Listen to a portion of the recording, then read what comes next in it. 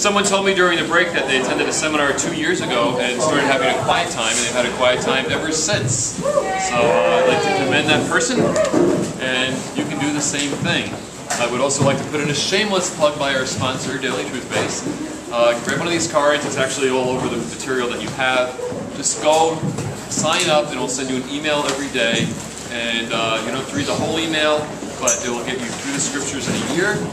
And if you actually spend time, a little morning and a little night, you'll actually do the entire thing. So let's see what we've done so far. Answer the question why you're here, at least one perspective of it. I'm going to cover all that organizational stuff next hour. We looked a little bit about your purpose for living. We looked about how you set a focus on that purpose through having objectives in 5 areas of your life. And we drilled down on one of them, spiritual growth, having a quiet time, and we kind of showed you a little bit about how to plan to have that happen.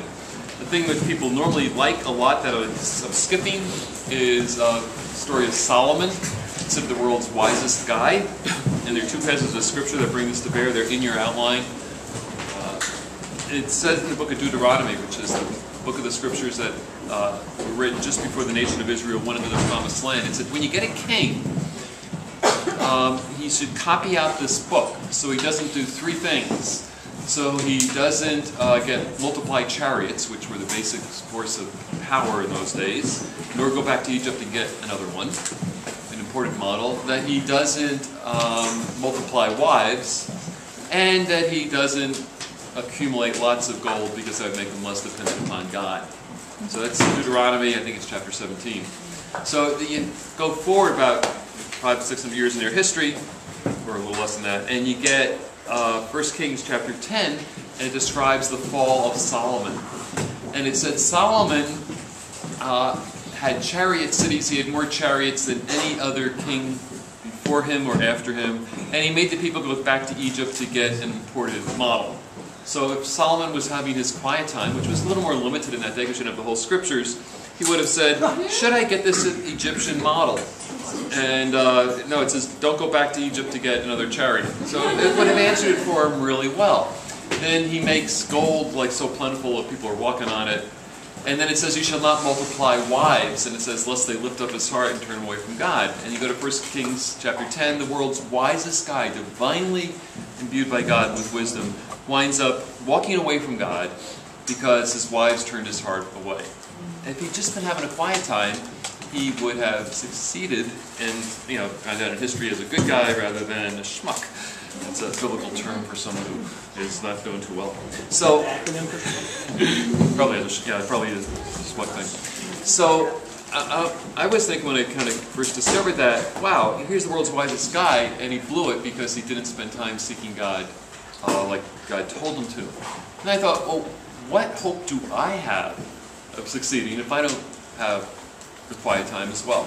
So one of the reasons I have a quiet time is just to not screw up big time and do a little better. So we talked about how to plan, organize, supervise, and evaluate. I'm going to spend a lot more time the second hour, not more time, I'm going to spend time the second hour, how to supervise yourself, how to sell yourself, how to motivate yourself, and how to help you change. Remember, you overcome problems by knowing your objective, get a right methodology, and developing your motivation. And that's going to be involving reprogramming your robot. A lot of these you're going to say, I'm going to do this, and you do it. Done. The other one, you basically have to write out the goal, and it's done. But I want to get to the things where you actually try to do something, but you just keep failing. And I want to give you some tips for success on that. Before I do that, though, I need to kind of finish where my Prezi is going, because I can't skip too well around that. So, one of the things that keeps people from hitting their objectives, other stuff comes in and competes for it. So, this thing's page 51, or about thereabouts. It's a decision maker, and it's going to teach you how to prioritize your life. But before it does that, it teaches you whether or not you should do something. So, something comes into your life, and you think, should I do X or not? And one of the big things is it the will of God or not? Now, if something that God wants you to do, it's really easy. He'll make it happen if you cooperate. But what He wants us to do is frequently at odds with what we want to do, so there's a little conflict, and we frequently don't wind up doing the will of God. And that's one of the ways of bringing him glory, as we talked about earlier. So I made up a little acrostic so I can carry it around in my head. It's called the will of God. You should know this and be able to share it with others. It's got another one embedded in it called logic. And one of the easiest ways to look at it is, what does the word say? So, I want to give to charity, good objective, and I'm going to rob a bank to do it. So is that wise? Well, we kind of know that wisdom is choosing the right objective as well as the right means of obtaining an objective.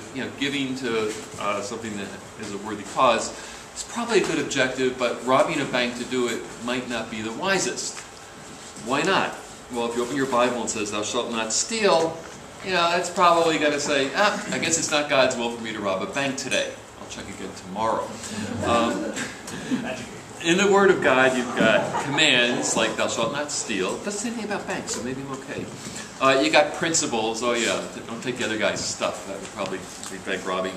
And then you have examples. So a lot of people just judge right to the example. You need to understand the principle behind the example before you go into it. Getting input from others about decisions is a wise thing to do. So people who know you, get some input from people who disagree with you.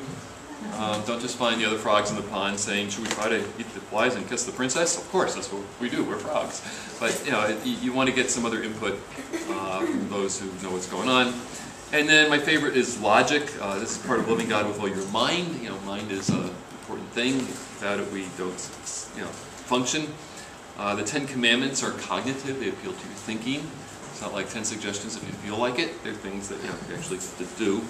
So using logic and a simple pro-con list. You have two alternatives. You put 2 columns and plus, minus. And you take each of these items and, okay, which one of these contributes to my life plan to glorify God and serve others? Oh, I don't have a life plan to glorify God and serve others. Okay, you got a month, do it. All right, so put that together and then you can make these better decisions. Which ones help me obey the great omission? Oh, that's commission. This is Jesus' last words to the disciples. Go make disciples, teaching them to obey. So which one helps you do that? Which one helps me grow in grace? Now, most people are clueless to what grace is about. Grace is power. So when Paul, who had a pretty good relationship with God, said, "God, get rid of this thorn on my flesh," and he asked him 3 times, God said, finally gave him an answer and said, "Nope, I'm not going to take it away. My grace is sufficient." So Paul went away and pouted. No, Paul went away saying, "I will glory in my infirmity, so that the power of God might rest upon me." So basically, going into some challenging situations is a good idea because it helps you more depend on God's strength. Also, grace is a reward, so which one's going to rack up the most rewards? It's probably one of the reasons you're here on earth. The whole thing about rewarding verses at the end of the book that I appended this year for your edification. Which one will help you increase your usefulness to the master? This is a intriguing one. You have 2 opportunities for a job. One keeps you locked in a closet, and one has you interacting with people. I had a 40th anniversary of my college buddies, and it was actually our freshman year. We formed a fraternity called Lambda Sigma Delta. Those of you who know Greek will appreciate that. And I ran into one of these guys, and he was an engineer. He got his MBA, then he went to management, and he said, "I didn't like management, so I gave it up and went back to being an engineer." Now, there are some people who should be locked in a closet away from people. He's one of them. But for the most part, being a manager is good because it gives you people interaction skills, and that's really what life is largely about. So that's a good thing to have. Increasing Christ-likeness is another thing. Which one of these opportunities helps me become more like Christ? So if I do this, I'll die on the cross. It's like people, when they think about Christ-like, they have no idea what his character is like because they only hear the story that they get at Easter or Christmas. So you basically need to know the scriptures so you know what are the characteristics that are worth developing and emulating. And I got a bunch of them in 12 anyway. Last but not least, leading to the Holy Spirit. It's not a feeling, it's a conviction. When Jesus was led by the Holy Spirit, he was into the wilderness to be tempted for the most part. And a lot of people basically say, whatever I want must be the will of God, and that's kind of foolish. So once you figure out that it's wise, it's the will of God, then comes the next piece, which you can do with anything, regardless of whether it's a spiritual thing or not. And this is one of the keys to getting more time in your life. It's called classify and prioritize. When you have these tasks, you put them together as are they urgent or are they important? Important tasks are ones that contribute to your written goals, and urgent are ones that have some kind of deadline. So the stuff that's urgent and important is like your boss comes into you and says, if we don't get this done by Friday, neither of us have a job here Monday. It's kind of urgent and important, so that's like a class 1. That's something you really want to work on. Stuff that's not that urgent, but it's important, is like developing a set of goals that you can live with, developing objectives that will last you the rest of your life. Reviewing usually is not an urgent task, but it's really important so you know where you're going, and I don't want to spend too much time selling you on that. Non-important and urgent is your phone ringing because your buddy next door wants to talk to you about the game from the weekend. It's like, that can be, you don't need to have that. Non-important and non-urgent, that's spam, junk mail, so use your spam filter and ignore it. So once you have the 4 categorizations, you've got a bunch of stuff that's urgent and important. What do you do next? All right, you got to classify them, and you classify them on. Come back here. You classify them on 3 item spectrums. One is A, B, and C. Okay, A, act and achieve this week, act and achieve today. All right, so this is the stuff that your $25,000 index card would be at the top. This I need to get done before I go home. Set a deadline. Deadlines are actually your friends. When I was doing Daily Toothpaste, I got far more done than I would have had I done it when I wanted to, but because I had a deadline, like 10 o'clock at night is coming, I need to get this done, I got the stuff done. So deadlines kind of help you dig down and push that extra effort forward. And then when you finally finish doing it, you say, phew, glad I don't have to do that again. However, you realize, well, I got a lot done as a result of doing that. Maybe I should do it again tomorrow. So act and achieve. And you're going to visualize these actions. This is going to be key to be motivating yourself. In a little bit we'll see that. Then there's some things that you just have to begin. So I'm going to take a step before I go home to get this done. Okay, I'm not going to finish it, I'm just going to start. And this is key because it starts activating your subconscious. So you want to, then the C can be left undone. It's my favorite category. Mañana. So, that's an F, by the way. So, look at them, ABC. It's that simple. Some questions to ask when you're comparing these 2 tasks. Would a stitch in time save 9? So something might not be that urgent, but if I let it go, it gets urgent. There's the person, I need something out of them. If I basically take care of it now, then I won't have to go dig them up later. Here's a person, they want something out of me. If I give it to them now, then I'll get some goodwill, I'll make my life easier when I have to ask them for something down the road. So, that's a good way to save time by getting it done before it becomes a problem. Balance. I have 5 areas for your life. If you're doing a lot of stuff in one area, a new thing comes in, it's in an area that you're already putting a lot of stuff in, don't do it, because you have a life to live. You have other objectives and you want to pursue them. So don't take on new responsibilities. They'll teach you how to say no by the time you get out of here today. What are the consequences of doing it or not doing it? Just, real simple logic. And what gives me the greatest benefit? What gives me the most damage? So minimize your damages, then go for the benefits. And then, is there a way you can get someone else to do it? So delegation is, they have to understand that what they're supposed to do, they have to agree to it, there has to be a timetable that they agree to, and then you have to follow up. People don't do what you expect, they do what you inspect. Basic management principle. So that's the prioritization thing. I'd love to spend more time on it. Here's the Will of God funnel, which I wrote, it's in your book. How to simplify your life. So let's talk about stuff you can cut out of your life. My management seminars are key to those. Okay, 1 and 2 might take a little time, so do it during the Super Bowl commercials. No, basically do it during the play on the Super Bowl, because I know you watch the Super Bowl for the commercials. So do it during the playtime when it's boring. And think about how much time you spend on stuff. Things that are one-offs, like once a year you do something, forget those. It's the stuff that you do consistently every day. Why do you do it? and that magnifies. So look at those little tasks. If you master these minutes, the hours and days takes care of themselves. So figure how much time you put into it. Number 3, why are you doing it? How does it tie into your life purpose and plan? Is it worth the amount of time you're spending on it? Number 5, well, how will the rubber meet the road? To what objective or goal is it related? You do all this stuff, where does it get you? Well, I've always done it. I mentioned a little bit at the beginning that there are 2 kinds of people, maybe not at the beginning of this seminar, tugboats and sailboats. Tugboats are those who, Meyer-Briggs or SJs, you know who you are. You set an objective and you just tug, tug, tug, tug. The engine gives out, you paddle, paddle, paddle, paddle, and you eventually hit your objective. The rest of us, I'm not one of those, are perceivers, according to Myers-Briggs. And it's like, well, you know, I want to see my options, and yeah, you know, I should get that done, but, you know, I'm going to wait for a gust of wind. So you have your sails up at least so you can catch the gust of wind. Now, the neat thing is that sailboats can outperform tugboats if the wind's blowing correctly. So basically, if sailboats are looking for that gust of wind and paddling a little bit to move into the right perspective, when the gust of wind hits, they can blow the SJs out of the water. But the fact of the matter is, the SJs usually win because they are consistent. And that's a good thing to keep our world going.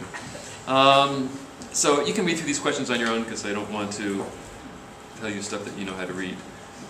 Okay, personal growth objective, we kind of looked at that. Okay, here we have my, see if this goes any deeper. Nope, okay, this is the one I have to explain to you. Let's make them a little bigger. This is the other side of that super duper nifty diagram that is your life.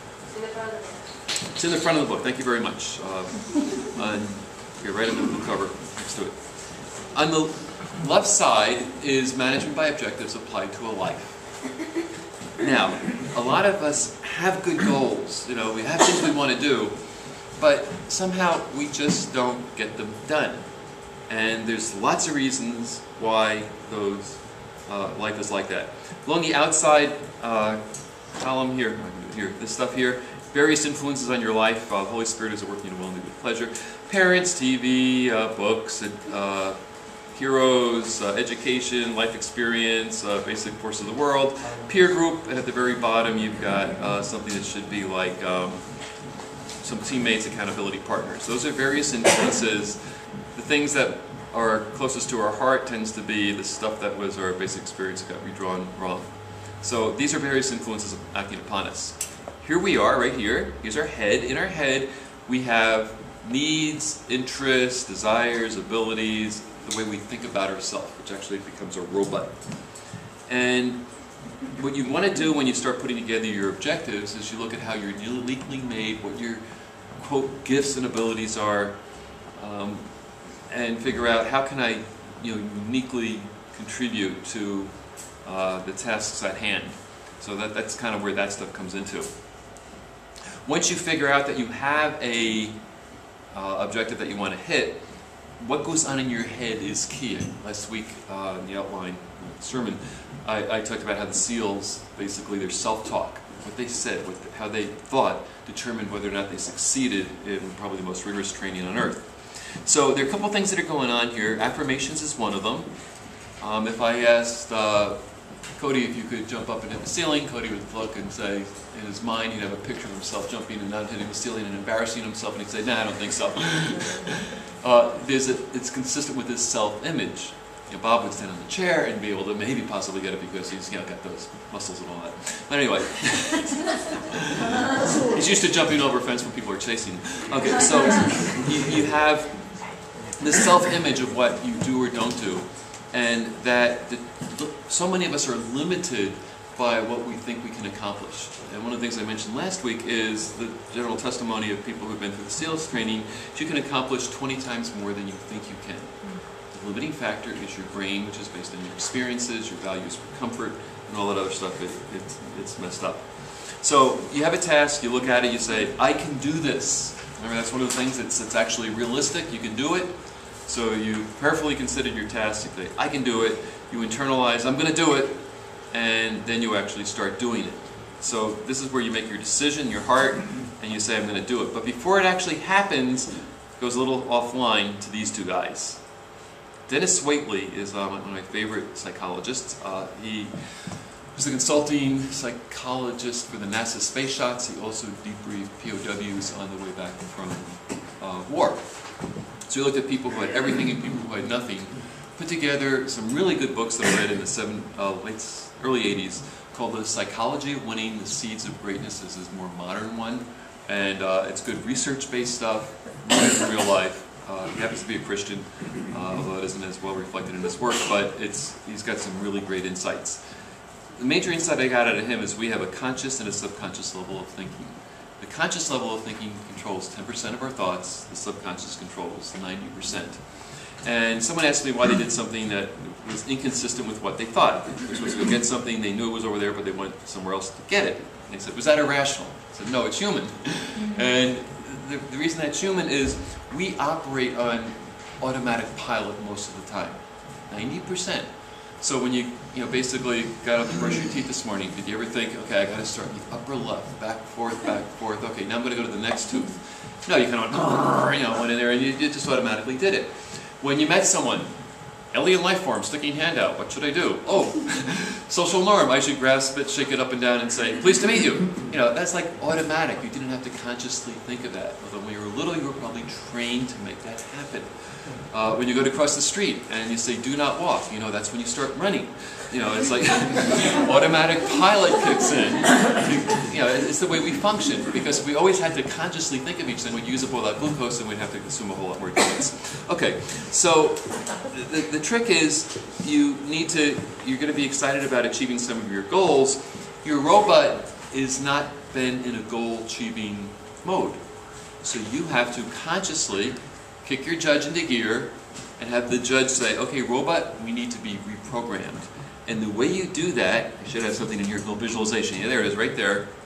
You visualize yourself doing it. You visualize yourself achieving the task as well as overcoming the obstacles to the task. I talked about this last week in a sermon that study was done down at NYU. When people just thought about achieving their tasks, that wasn't sufficient motivation to get them to do it. When they just thought about overcoming the obstacles, they basically got depressed because it's too much. But when they combined two and they dwelt on, this is what I want to do and this is what I have to do it, it makes it happen. In grad school I had to write a thesis at one point, and it was do or die, and I got my first one rejected, so I needed to get my second one done or I wouldn't graduate. So I would visualize myself, going home, walking upstairs, going to the alcove where my desk was, turning on the computer, and starting to work. And then eventually the task got me into it. So I would just program myself to make the thing happen.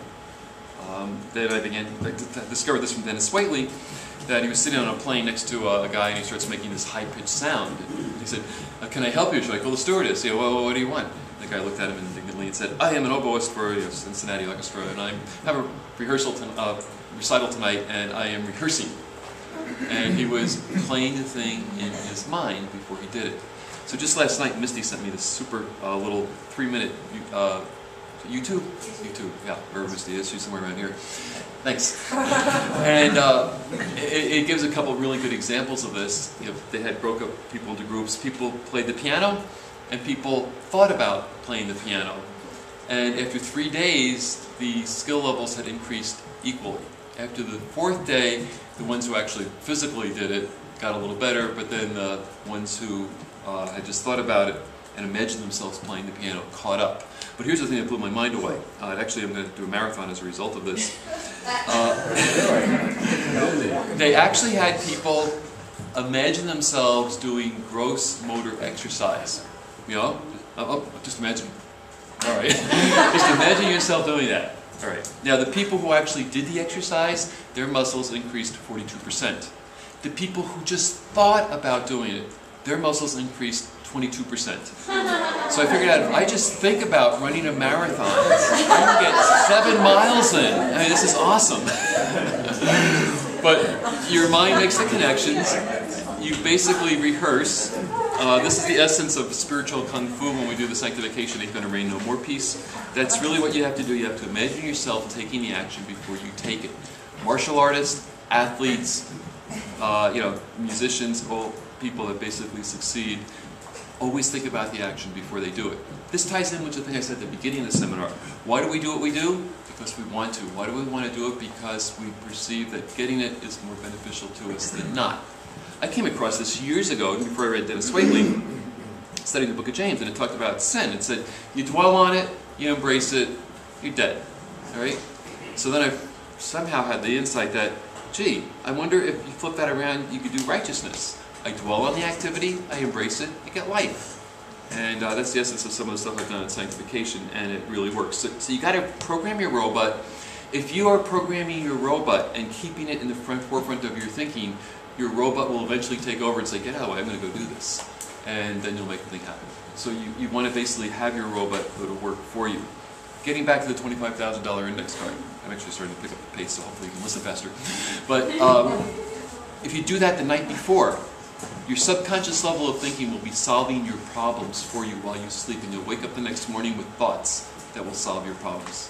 So Andrew Carnegie was told to do it in the morning. As soon as the item comes in, pop it on your card. I need to do this tomorrow. Before you go home at work, at the end of the day, program what into your subconscious what you're going to need to do the next day.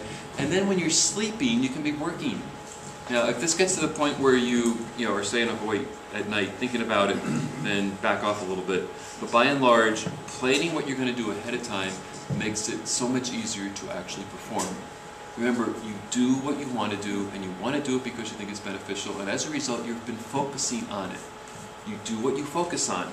So that guy I mentioned in the little cove at the Bahamian Cay, he is just basically was doing what he wanted to. He just focused on, I wanted to relax. That's great. It's okay for a vacation, not for a life. The other guys who are out kayaking in the ocean had a bigger objective.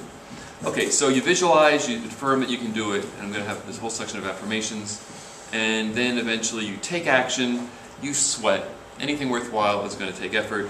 You have some other people to sweat with you, and then lo and behold, you actually achieve something. If you have some other people pushing you, and you reach it. Okay, questions on this? Yes? Self-talk is another. I beg your pardon? Self-talk. Self-talk. Myself? 2 sentences. Right. Okay.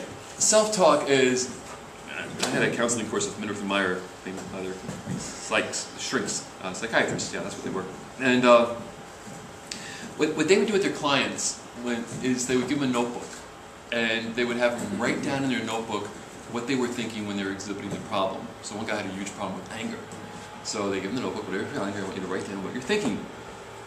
So he's there on a grocery line. He's getting angry because the person in front of me has too many things. He writes it down. The cashier's an idiot, blah, blah, blah. I'm more important than this, I don't have to wait, blah, blah, blah. So he'd write down what he was actually telling himself. A lot of your self-talk comes from your parents. I'm going to talk a little bit about how to reparent yourself because it's so crucial for so many people.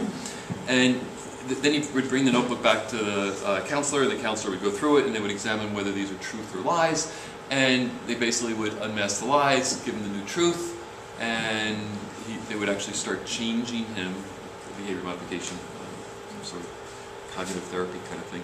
So that's kind of the self-talk. I'm going to have a page on affirmations that will help you with your self-talk, and let's see if we can find it. Ah, look at that. All right, here's some affirmations. I took the areas that people usually have problem with, and I gave you some scripture reference to go find the answers. There's probably sermons on each of these on truthbase.net if you wanted, but what's my identity? What's my purpose? What's my goals? Here's a good one on goals. I can do all things through Christ who strengthens me.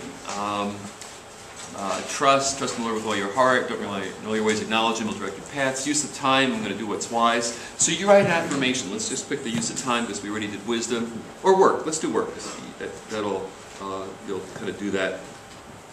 Affirmation is, I want to creatively and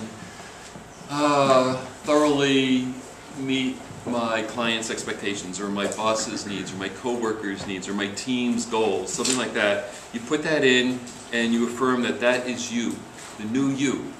The old you was, I want to basically get as much glory for as little work as possible. The new you says, I want to serve because I'm doing my work heartily for God. So you come up with an affirmation. Under priorities, I want to seek God's kingdom first by having a quiet time.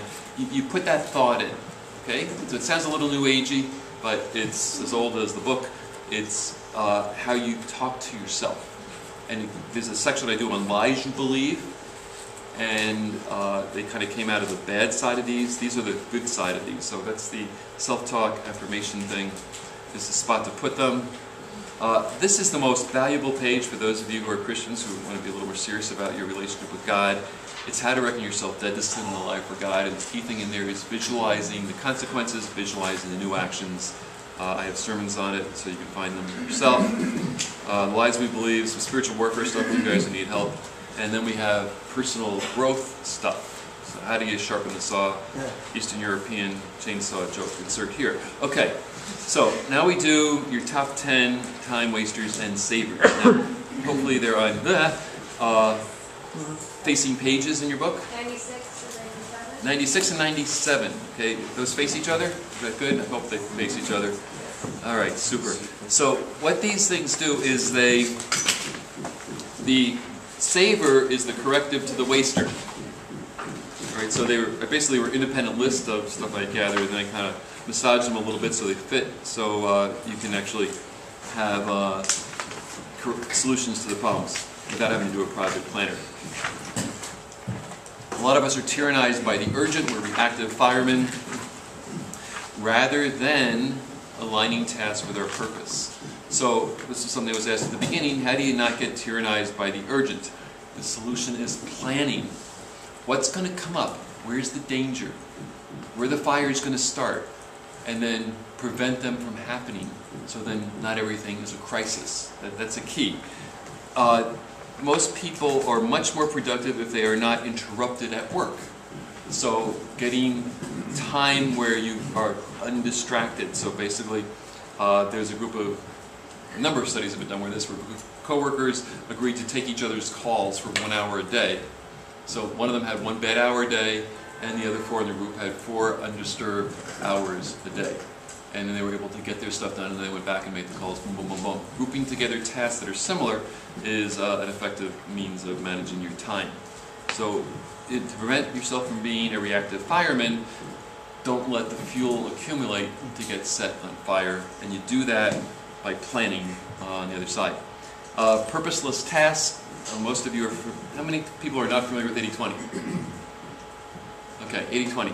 Italian economist George Prado came up with this. He noticed that 80% of Italy's wealth was produced by 20% of the companies. And my wife Jill used to work for IBM. She noticed that 80% of revenue came from 20% of her clients.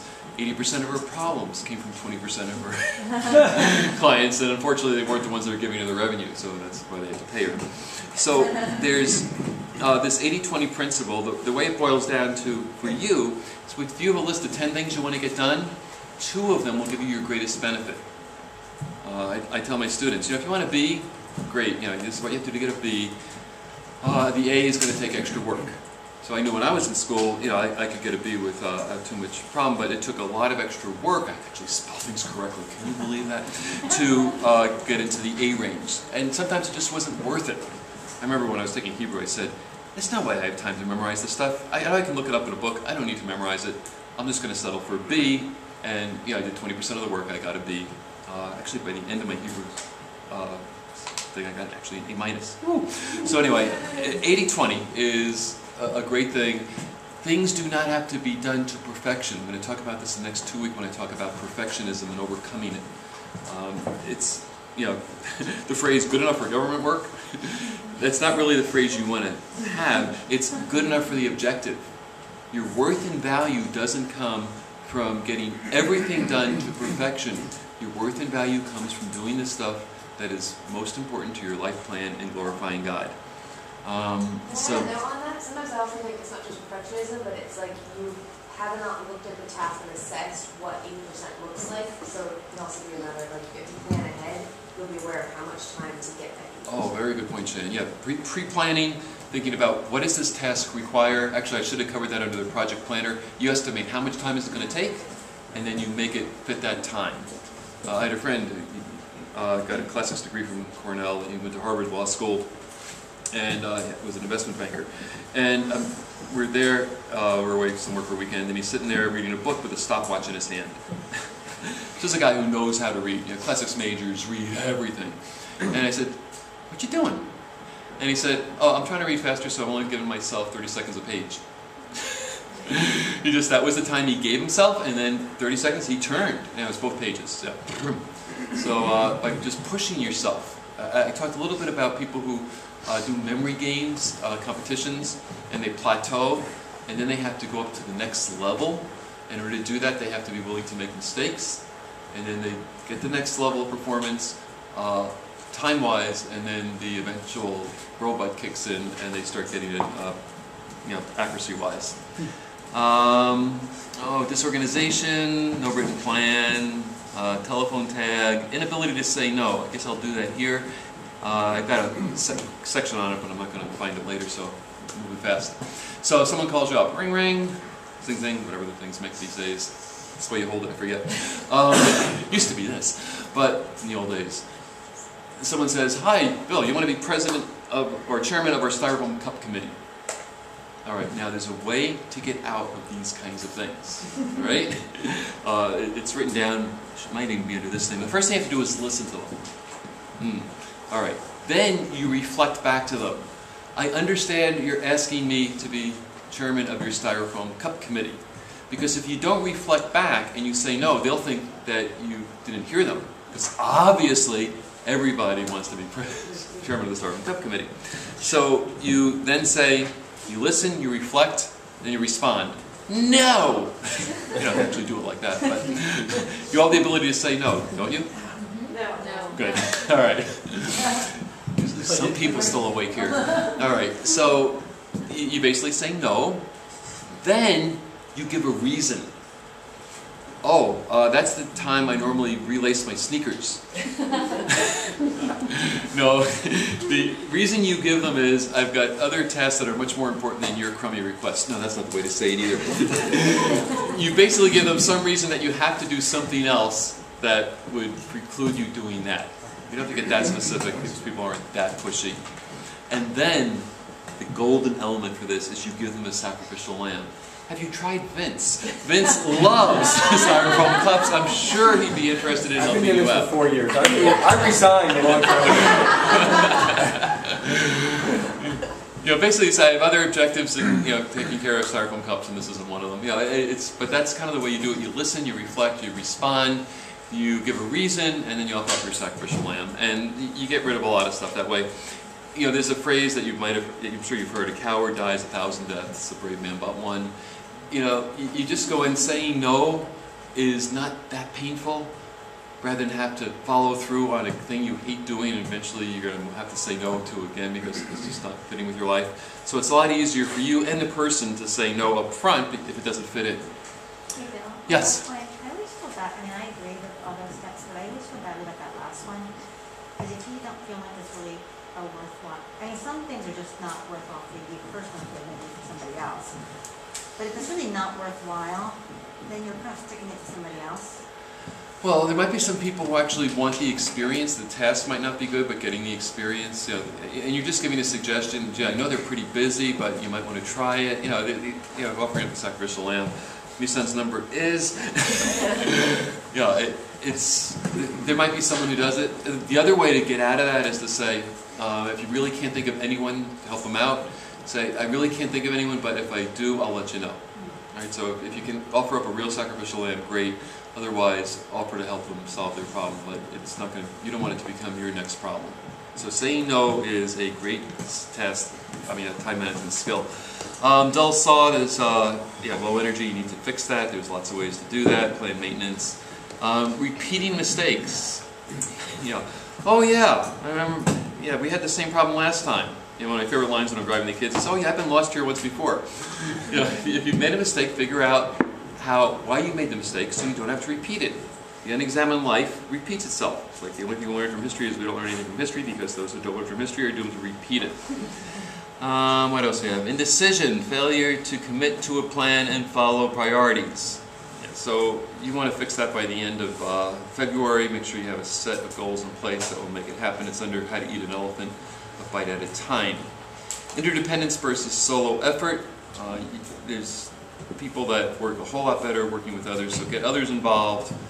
Doing it yourself usually is not the wisest thing. There's some things you do yourself and depending on the task, you try to do with others. And then we have procrastination. I normally wait until later to do this, but I'm going to get it over with now. Here's how you overcome procrastination. You take your right hand, put it underneath your right thigh. That's tough on a chair.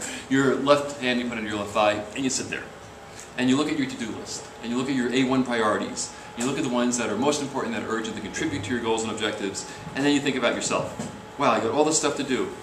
It brings glory to God, it's beneficial for me, it helps others, brings me all the stuff I want, and what am I doing? I'm sitting here on my hands.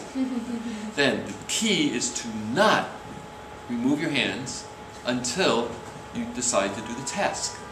Because what do we do instead? Oh, we do this. Oh, after I get this done, then I'll do it. We never get to it. Then we get into escapism. Then we find our free cell games and all that other stuff. It's like if you refuse to do anything except your top task, you will eventually find yourself doing your top task because you visualize yourself doing your top task. It's pretty simple. Although I battle with it all the time because my robot, I was a world-class procrastinator. I spent 10,000 hours procrastinating. I am good at it. But, so that is procrastination. That helps you overcome it. Exception to this one is if there's a better time to do the task than right now. So when you're planning out when you're going to do your tasks, you want to think, when's the best time? So I've got to call this person. Oh, they don't get up until 10. So I can't do that first and sit around for 2 hours waiting for him to wake up. So, put it on your calendar, I'm going to call him at this time. When it comes to that time, do it.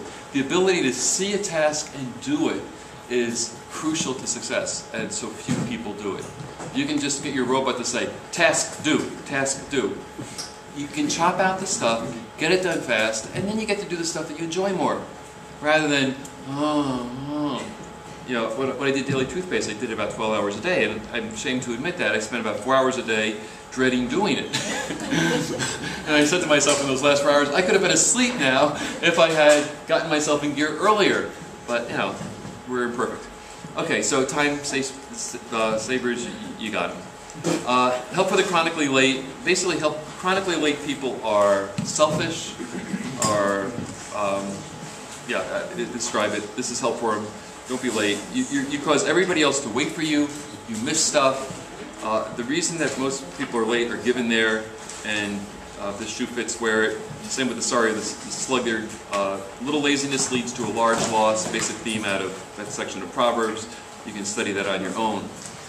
Personal leadership development traits. I teach a course on leadership, or used to, and this is some of my notes from my class notes. I kind of gathered different approaches to leadership.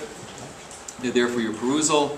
I went to all different folks like, gym coach, basketball coaches, educators, the Marines, all kinds of management stuff. My favorite guy on this is John Maxwell. I think he's on the bottom of this. He is a guy who has done things from nonprofits to businesses to sports, so he brings a lot of different things. There it is, he's at the bottom there. He's got a great little book here on, they're small books, I really mean little. They're indispensable qualities of a leader. What I would encourage you to do is flip through the stuff, pick out the top 10 traits you want to improve on. There's actually a little test beforehand. And then do a project planner on how do you get this into my life. I have sermons on at least half of these. You can find them on truthbase.net. If you draw a blank as to how you can go and do it, like how you can go and develop charisma, there are ways to do that. I can help you. Just drop me an email and I will eventually get back to you when it fits into my goals. Okay. Perfectionism and that, I'm going to do that in the next couple of weeks, so if you want to hang out, take out Chapel Myers-Briggs. This is great stuff. If you're a parent and you don't know this, you're dead. If you're married and you don't know this, you're dead, all right? If you're a manager and you don't know this, you're not going to be that effective. But it's really important to understand that people are made differently. I am a huge skeptic. I kind of steered away from this stuff for so many years because I thought so much of what I read was bogus. I accidentally came across this and realized, there's something to it. I know when Steve was at McKinsey, they used it a lot, and it's been really, really helpful in understanding why my kids are different than I am. All right. Ministry objective, you basically, loving others is to do what's best for them. To hear the words, "Well done, good and faithful servant," is the better objective. We don't have time to go through it in much depth. The basic paradigm is you learn the truth, you live the truth. Okay? You own it. Then you can love others with it. It's that simple. Find out what the right way to do something is, do it, and then pass it on to someone else. That's like not that hard. I designed a number of things. You can find 7 passages. There's just like own 7 passages of Scripture on daily truth base. Understand them, learn them, and pass them on to others. Survey of Discipleship, what that's all about. You can read it on your own. 7 key passages, that's all stuff on your own. Let's see what we got here. Commercial training objectives, I mentioned some of that earlier. Okay, here's something, I'll probably do something about this later in the spring, maybe early summer. God meeting emotional needs, defines what an emotional need is, talks about security and significance, shows how God met them for David. It's a really useful thing. People, without even the sermon, just go through the verses and the stuff that's written, and you'll realize, wow, if God can meet emotional needs, He can meet all those other needs as well. Under ministry, there's like supposed to do it. It's a team sport, so what a biblical church is useful. Team competencies. What real ministry is. Okay, now I need to show you one more thing, and I haven't sold this much lately. Oh, How Do You Know Elephant comes at the very end, but this is the organizer. So. I have sheets up here, you can take them. I'm not going to waste the time passing them out. So, how many use some sort of organized system like a day runner, a day timer, Cambridge 5-star diary? Okay, you'll all use something like that. No. So, you don't. Alright, well you should. You have... I'm in school all day, so I have to do it. You have in front of you some really good stuff, and I dropped it off the past couple of years because everybody's got their own PDA and all their stuff. Then I realized those PDAs aren't helping you achieve your goals, they're helping you do tasks. So, a number of years ago I went through everything that's out there, obsessive compulsive that I was, are, and I kind of put them together and reconciled all the differences, and it's a system, and then I wrote instructions to it. And this past year I was rereading the instructions, and I said, this stuff is awesome. I was benefiting from it. And I think you would too if you would go through it. So there are instructions. I'm not going to take the time to read through them all. I'm going to describe a few of the pieces, hopefully whet your appetite. You can go on to truthbase.net. I give you the reference. Download the sheets, print them off yourself. It's like free. What's 1 cent per page. So the only thing I didn't give you was a quarterly calendar. That's the piece that's missing. So a quarterly calendar that's on your phone. That's what you want. The monthly calendar is there, but you're missing stuff. So this incorporates all the principles of time management that have been written since the beginning of time. Almost. And actually, it's got the principles that are in that seminar are reflected in this, and it helps you actually put it into practice. And I used to actually print these up for people, and then the electronic age came upon us, and I stopped. It's a monthly sheet, and it's got some things you want to do this month. It's broken up into the quadrants. 1, 2, 3, 4. Only really lists the 1 and 2 for the month. So, what could you use this month for? Come think about this next month, February. You could actually develop a set of goals. Pop that on. The key is to be able to see in front of you every day, I need to get a set of goals developed. What's going to happen is you're going to take the book and you're going to throw it under your table to hold up the leg that's a little wobbly, and you'll never use it again. So you want to be able to keep this in front of you. This keeps in front of you what's important. So, whoops, that's how did I do that? So a journal thing. So this gives you a spot for the task. On the right, those numbers, they're time trackers. And one of the things you do when you set a goal, you put down how much time you actually put in towards that goal. So I have this goal of wanting to do X, and this past month, I didn't do anything towards X. Gee, I wonder why I didn't get X. It's because you didn't put any time into it. Now, if you put 10 hours in towards X and X didn't happen, then you need to learn to work smarter rather than harder, and you do a project planner to figure out, why didn't I get X? So the goal autopsy would tell you about this, the goal galvanizer would tell you about this, the instructions tell you about this. So I would encourage you to try this for a month. Then what I gave you down below are some tasks you should do every month. There's stuff you should review, there's stuff to update, there's stuff to plan. And look at the stuff. Your life goals. What steps are you going to take towards your life goal this month? So there's each one of these things is described in the text of the book that you have. On the inside of the sheet, you can make out your own monthly calendar. If you notice down the left side, you've got your steps you're going to take towards your big objectives. Right? This keeps it in front of you. Write down a step, take it. But here's something that's a little unique. Up at the top in green, Truth to Transform. Join the Fruit of the Month Club. Instead of oranges, get love. Instead of apples, get peace. Get joy instead of grapes. Actually they don't send out grapes because they don't last. Anyway, so you put the truth there, and then every time you look at what you have to do that month, there's the thing that's supposed to transform you. It could be an affirmation. So if you have other people seeing this, you don't want to write it, so you look like you're some new age chanter. But there's you pop that together. So the key is every time you look at it, the things that you want are reinforced. And this is how you reprogram your robot. Your robot wanted to go this way. Every time you look at what you have to do, it says, robot, we're back on this track. So it's designed to do that.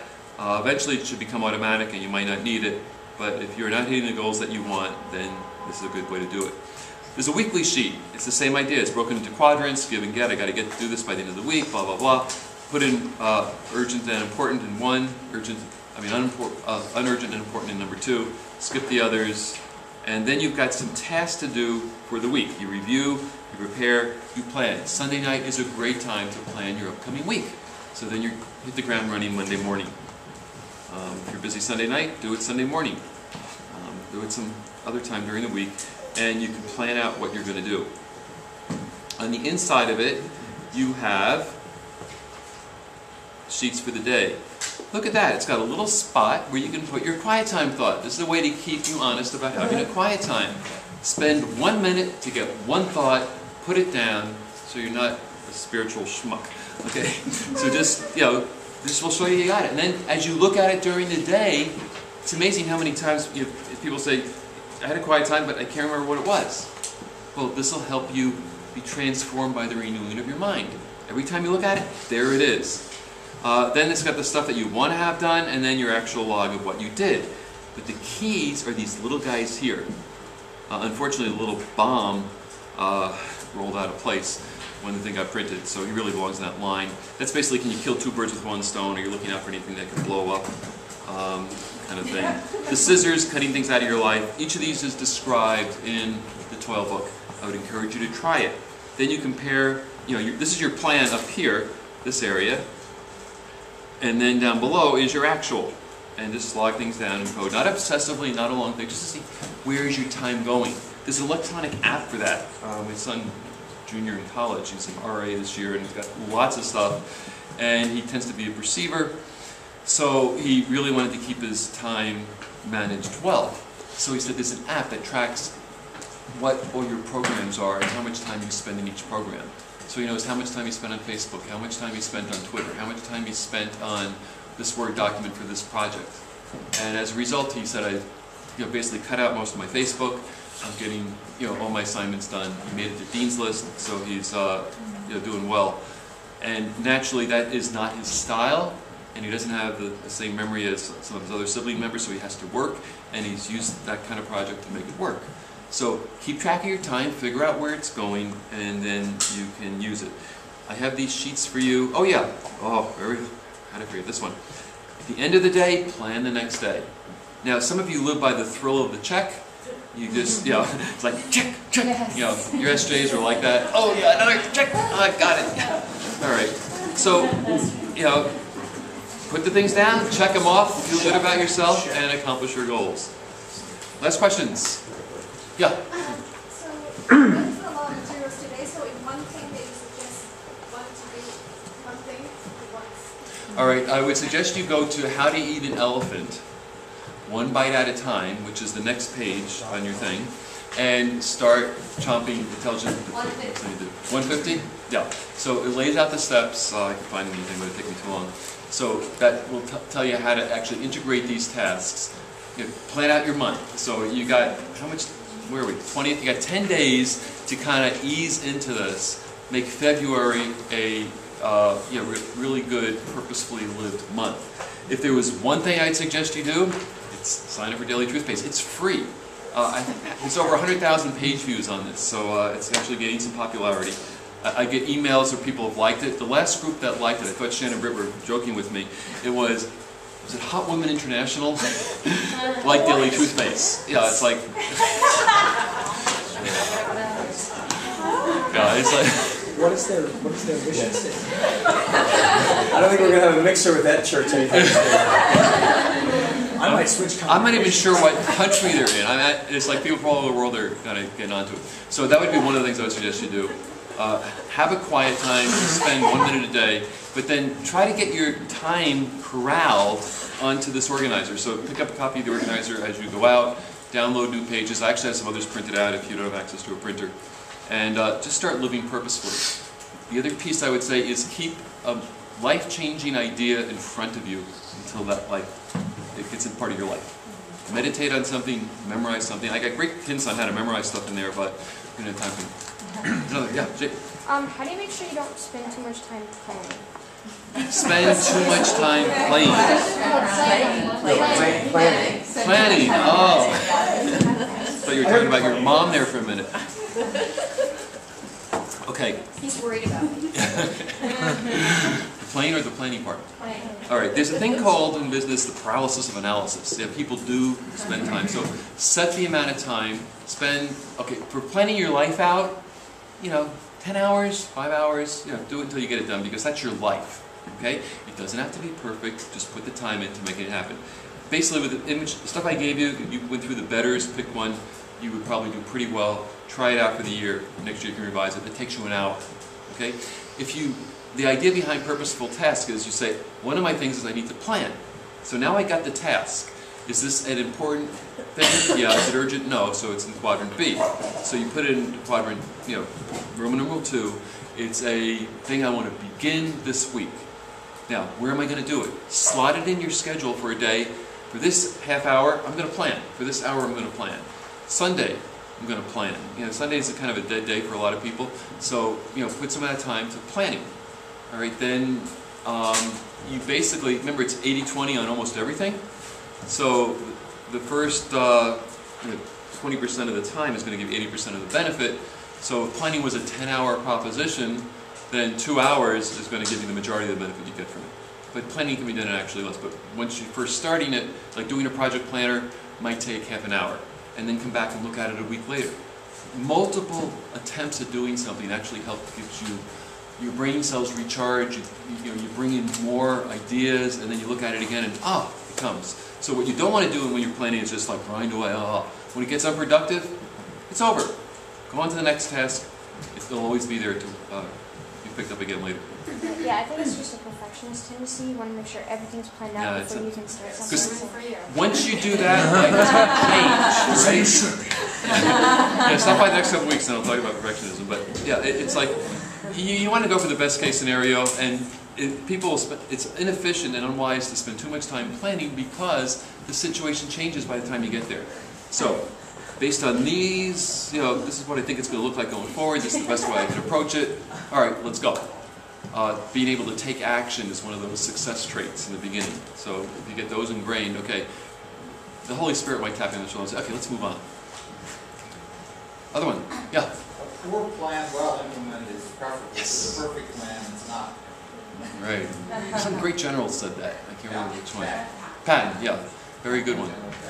So, even a poor plan, doing it, even a poor system, doing it, just consistently doing it, unless you're doing the wrong thing. Eventually it comes to the point where, I need to do something differently. Got a great quote. Somebody said something about evaluating monthly is ignored. Yeah. So, evaluate monthly. You can accomplish stuff in a month that you wouldn't dream as possible. If you put it down there, you take some steps towards it, you keep it in front of you, and your robot will go, we need to do that. And once you get your robot working for you, like you live on automatic pilot, and then your judge can go out and play while your robot does your work. Molly. One of the best pieces of advice I ever got from my marketing teacher was find the thing you don't want to do and do it first. Because you don't spend your whole day going, oh God, I don't want to do that. Please, I don't want to do that. It's done, and then the rest of your day goes. That is a good piece of advice in most scenarios. Some people need a little motivation, so pick a task to get you moving in the right direction, then do it. If there's an urgent task ahead of your thing you hate doing, not. But I would agree with that sentiment, in that character is basically formed by doing what you don't want to do. Who knew? Yeah, that's what the essence of character is. There's an outline on it. But so, yeah, once you get over that hurdle, everything else is easy. So I actually practice that every day. I get out of bed. Man, I hate doing that. And then from there on in, it's downhill. So, yeah. Napoleon had a 30-day rule. Oh, yes. He was not touch anything on his desk for 30 days, and when he's done confirming your 80-20 rule, he found about 80% of the things on his desk had taken care of themselves. He didn't have to fool them, and then he put himself to the task of taking care of the 20s. You've seen my desk. Actually, I haven't seen it in a year. So, I don't have these minions to come and take the stuff off the desk. I don't even own a desktop, so I can use a laptop. All right, well, thanks for coming. I hope I won't see you next year because you all have been such experts at this. Maybe I'll see you and you'll bring a friend to endure the same suffering. So have a good year and enjoy the rest of your day.